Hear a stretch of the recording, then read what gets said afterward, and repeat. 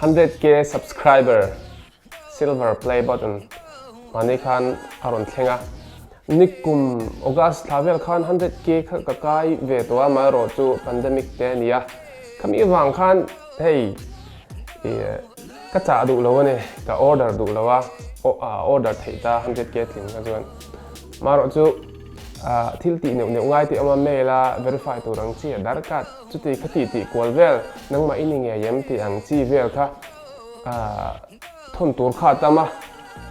ti khanin ka han thon ko la nu aron thing ve drop tamaya chuanin ka tuna hian ka unbox don ani ka silver play button na lom ve sim aron thengar ma se ahlim oma lom khop mai ka phulo ka in tia mo ron lala han unbox don ani tuna hian hey ama hianin YouTube an tia dum hey chuanin hetila hianin ka an ron thon na address oma chuanin tila hianin ka address ka zia kham bokta aron thon na hi UPS ania UPS company hey UPS company ning chu website ta hin ron bia UPS hianin an ron thon ni so tilai ingeni ka kan valak na ka ani lo sang chia building bulvel borani so tilai so ning kan valamaro athlen thein aron thlenga lam thein te meron phone ve wanga te chuan hey tuna hian ka hong to honest dem kan chil chunga ka hong to in mutan kan hong thave la rim do na ni a chung om te hi chiang de fek fokin kan soyanga kan en don ne tuna ka honganga tian te kan hon hian hey tinin tila hi hetin hi nge dang tu kha a chiat na la ka lo veng him tu kha nia he tianin lo oma pizza box te ne na in tiat vel khat ring ani om dan hi choni heti ka han hon che kha nin he lo oma pero te mai ka han share nge hey te hi nia mu thei lawanga congratulations on your subscriber milestone. We are honored to take part in recognizing your achievement and want your experience to be exceptional. This award was inspected and packaged with great care by Rick hian in miron thon tina ni chu mi if your award was damaged during shipping or if you have any question, please contact us at in theater hian anon thon na lampanga lo che hlawani chuanin heta hian melo contact don ni atia YouTube creator at societyawards.com hianin lo cheta se ka email don ani chu achia melo thon thale ru te pokan ti don ani ang chu mi te hi aron langma sa berra kan han thai langani ki chuanin a dota chuan hi aron on velia kan share thok thukanga YouTube logo chunga naron chuang wang mea hey ti chuanin a chunga in je hi ka han share velenga. Do you remember your first subscriber? Ka first subscriber tak kha chu khare to lem lo kimale kema kan me the ka in subscribe pa chuanin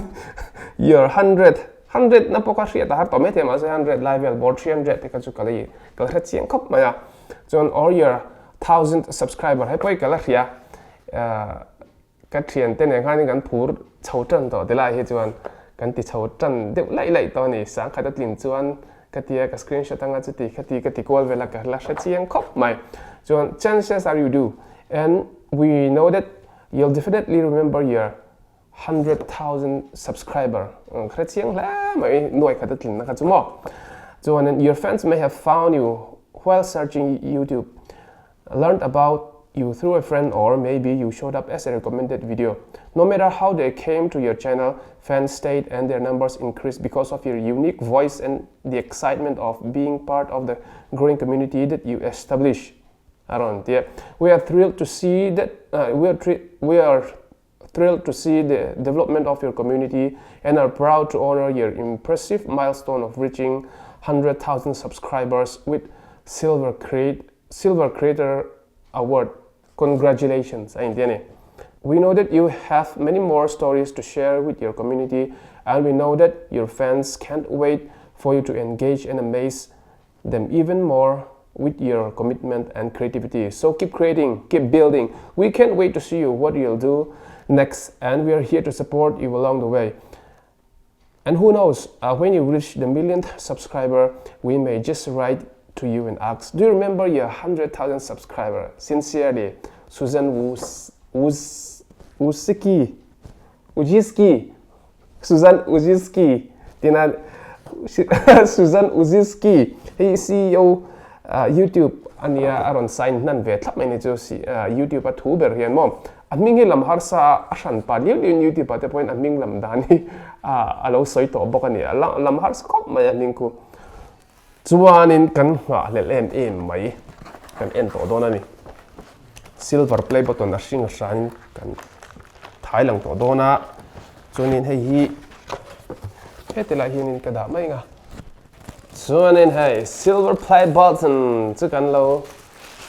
silver play button chu hei lom ve taru mai silver play button hi mi chi sang in nan dong na sa to sial reu na po kan nei em chungin ka khreliam lo ma ro dong zinga ka tel ve thei ka lom em ani chuanin presented to ein ti hemi hi kan order don khan ming chi sang hi je thei ni enga engtin nge silver play button na ming ji du ti te khan ka ming ba ngai te poka jek thei renga ma se mi sual pa ti ka thlang ta mi sual pa ti hen ka zia ka chung le khat te le thian tha te le mi chi sang te po hian in ming thlak tur te po min ti thina ma ro chu mi sual YouTube a mi sual pa khan ni tlata lang khan a chia tha khatiang jong lo pal tlang ani wang khan in hei hi ka han da ta ni mi sual pa ti gan putlang ta ni chu for passing 100,000 subscribers YouTube tia hi ki ma ti thei po ni lem lo wa nang ma ni ho zo ka ni hei hi alom om khop mai mi lo subscribe pa mi lo entry na